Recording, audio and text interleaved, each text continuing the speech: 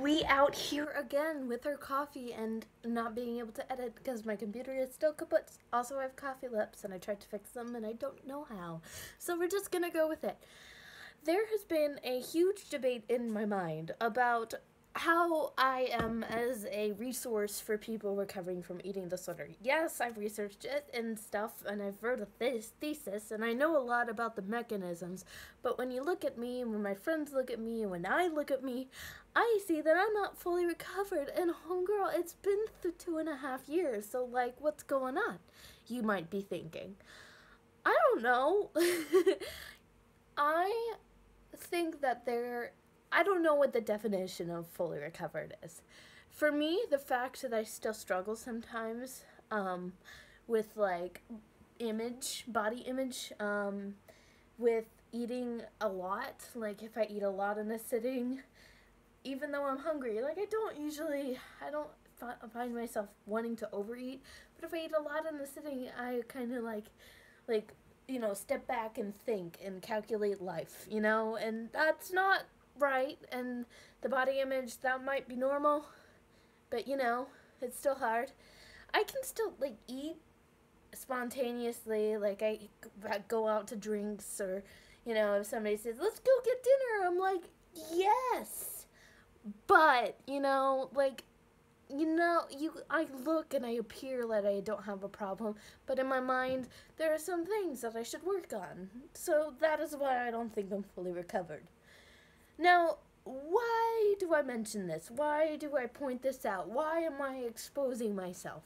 Well, because I think it's normal. I think it's quite normal to struggle with your eating disorder even 2.5 years after. And that's not something to be discouraged about. I am stoked that I had my eating disorder, to be honest. And that sounds really weird.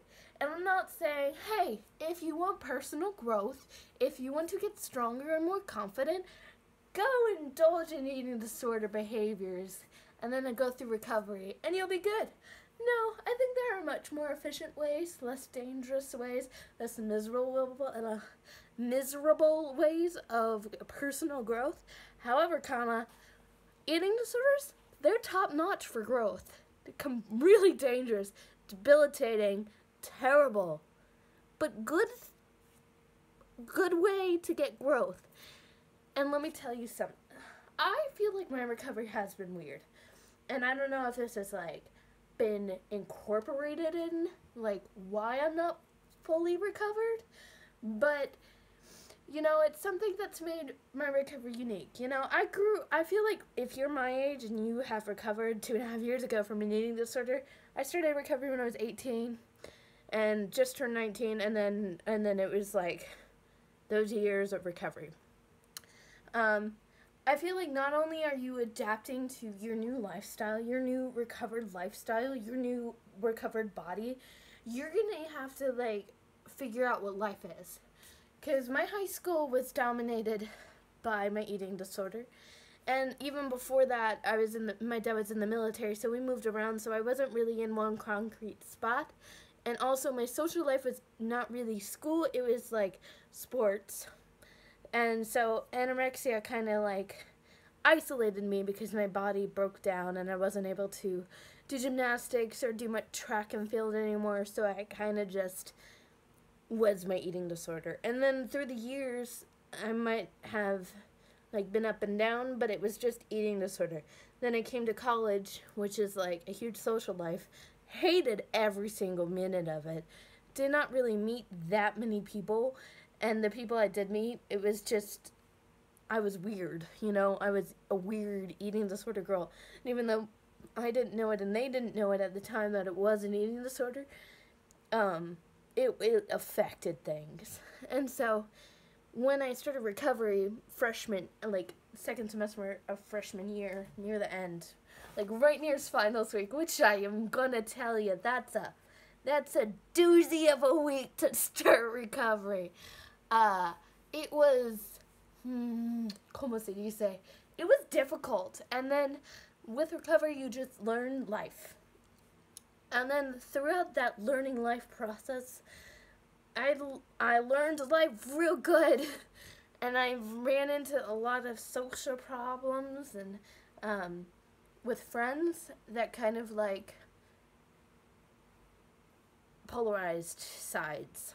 And I was stuck just, recovering from that. So it felt like I had to do two different recoveries. And like with all that, I was like, what is life? Because I thought it was one thing and then it's another. And then it like required another recovery within my recovery. And I'm not like putting it on other people. It's me. It's my recovery. It's my control over my recovery. But I'm just saying that's not going to be a perfect process. And therefore, the results aren't going to be perfect at the moment. Maybe in the future. Not right now. And, okay, coming from that, let's just get off my history. Let's talk about now. Because I already said, I admitted that I'm not fully recovered, but what benefit does recovery bring if I'm not going to be fully recovered? Like, when I was trying to start recovery, I was like, is this even going to be worth it? Like, I'm going to put in all this work, I'm going to get fat, and then is it even going to be worth it? And I would say with a wholehearted yes, that even though I am not fully recovered in all of the mental aspects, I would say it's worth it.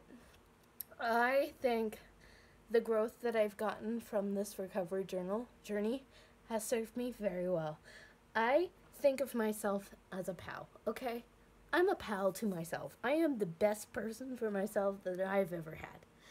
And that is because I put myself through that recovery. And this body right here is imperfect. I don't like it all the time. Why are you this way body has been there for me. So when I am struggling with life or struggling with my eating disorder, I know that it's there, which is really cheesy and it's kind of painful for me to say this. But when I am struggling with my eating disorder, I just think of how much of a pal I am and I kind of feel sorry for myself. Not in like a pity way, just, I'm sorry that this eating disorder is saying such lies and blasphemy to you because you're a pal and you are strong. And like knowing that I went through recovery is like, I could do anything, I could do anything. I can survive anything if I can survive recovery. Because if you think of it, like, recovery, even if it isn't the hardest thing you ever do, it will be one of the top 5. And at least, and so when I go through something that's particularly difficult, I think, well, I went and I ate that first bowl of granola, so I can do freaking anything I need to. And yeah, it gives me confidence and assurance in myself, and it makes me think of myself as a pal. And as for body stuff, I'm not particularly, I'm not hashtag goals on Instagram, but I'm me, and yeah, I am somebody who has an appreciation for my body, and also I am super strong because those muscles get that glucose that they so desire. Yeah, this is rambly, but I just wanted to say that I am not perfectly recovered. I'm not at all, but I don't know what that would look like, first of all, to be perfectly recovered and to have no eating disorder thoughts. But I'm happy with where I am, and I'm happy with my recovery, and it was worth it. So I highly recommend if you were weighing the options here. This is weird. This is a weird video, but I liked it, and I will talk to you later, soon. I have news, okay? I have news. I can't say it yet, but I'm just happy, okay? Bye!